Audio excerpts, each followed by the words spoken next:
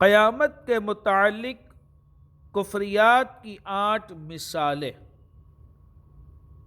کفریات کی 8 مثالیں۔ نمبر 1، قیامت کا انکار کرنے والا کافر ہے۔ جو سرے سے قیامت کا انکار ہی کر بیٹھے وہ شخص کافر ہے، اس میں کوئی گنجائش نہیں ہے۔ کسی سے کہا گیا دنیا چھوڑ تاکہ تجھے آخرت ملے، اس نے کہا میں ادھار کے بدلے نقد نہیں چھوڑتا، یہ قول کفر ہے۔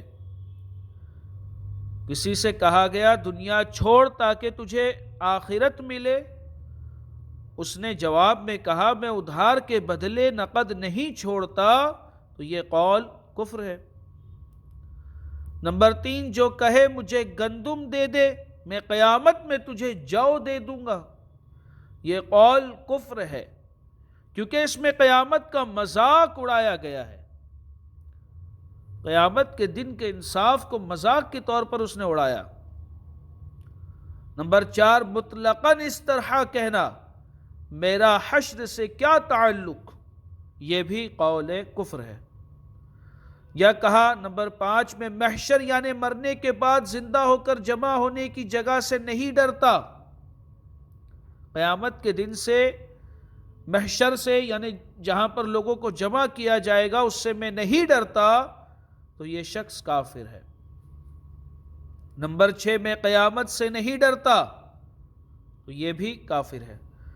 مطلقاً اس طرح کہا میرا حشر سے کیا تعلق، یا کہا میں محشر یعنی مرنے کے بعد زندہ ہو کر جمع ہونے کی جگہ سے نہیں ڈرتا، یا کہا میں قیامت سے نہیں ڈرتا، یہ تینوں اقوال کفریہ ہے۔ نمبر 7، جس نے کہا دنیا میں روٹی ہونی چاہیے آخرت میں جو چاہے ہو، یہ کلمہ کفر ہے۔ جس نے یہ کہا کہ دنیا میں روٹی ہونی چاہیے آخرت میں جو چاہے ہو، یہ کلمہ کفر ہے۔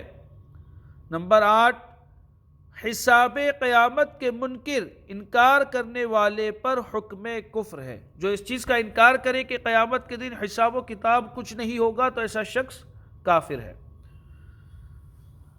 شریعت کی توہین کے بارے میں سوال و جواب۔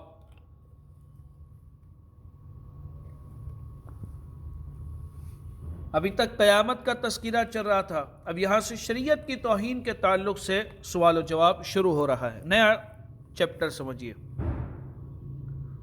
سوال، شریعت کی توہین کرنا کیسا ہے؟ جواب، کفر ہے۔ فقہائے کرام رحمہم اللہ السلام فرماتے ہیں جس شخص نے شریعت یا اس کے مسائل کی توہین کی اس نے کفر کیا۔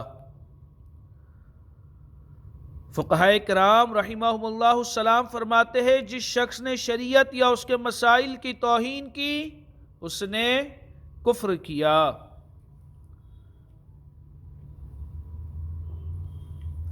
شریعت پر عمل کر کے کیا بھوکا مروں؟ کہنا کیسا؟ شریعت پر عمل کر کے کیا بھوکا مر جاؤں؟ یہ کہنا کیسا؟ سوال، کسی سے کہا گیا کہ شریعت پر عمل کرو تو اس نے کہا کیا شریعت پر عمل کر کے بھوکا مروں؟ اس کا یہ جواب دینا کیسا ہے؟ جواب، کفر ہے۔ ہم کو شریعت نامنظور ہے کہنا کیسا؟ سوال، وراثت کی تقسیم پر، وراثت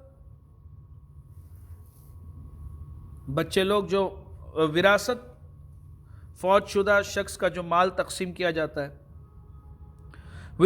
وراثت کی تقسیم پر گفتگو ہو رہی تھی۔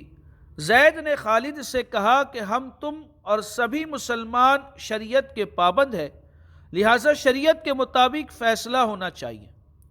خالد جو وراثت کے مال پر قبضہ کیے ہوئے تھا اس نے کہا ہم کو شریعت نامنظور ہے بلکہ رواج منظور ہے، ہم کو شریعت منظور نہیں، جو رواج ہے وہ ہمیں منظور ہے۔ اس جملہ کہنے کی وجہ سے خالد پر کیا حکم ہے؟ جواب، خالد پر حکم کفر ہے، اور یہ کہ اس کا نکاح فسخ ہو گیا یعنی نکاح ٹوٹ گیا، اس پر توبہ فرض ہے، نئے سرے سے اسلام لائے، اس کے بعد اگر عورت راضی ہو اس سے دوبارہ نکاح کرے۔ جو یہ کہے کہ ہمیں شریعت منظور نہیں، ہمیں رواج منظور ہے، شریعت کیا کہتی ہے اس سے ہمارا کوئی لینا دینا نہیں، ہم شریعت کو نہیں مانتے. اس طریقے سے اگر جو شخص کہے تو وہ کافر ہے، اس کا نکاح بھی ٹوٹ گیا. واللہ تعالی اعلم. وآخر دعوانا ان الحمد للہ رب العالمین.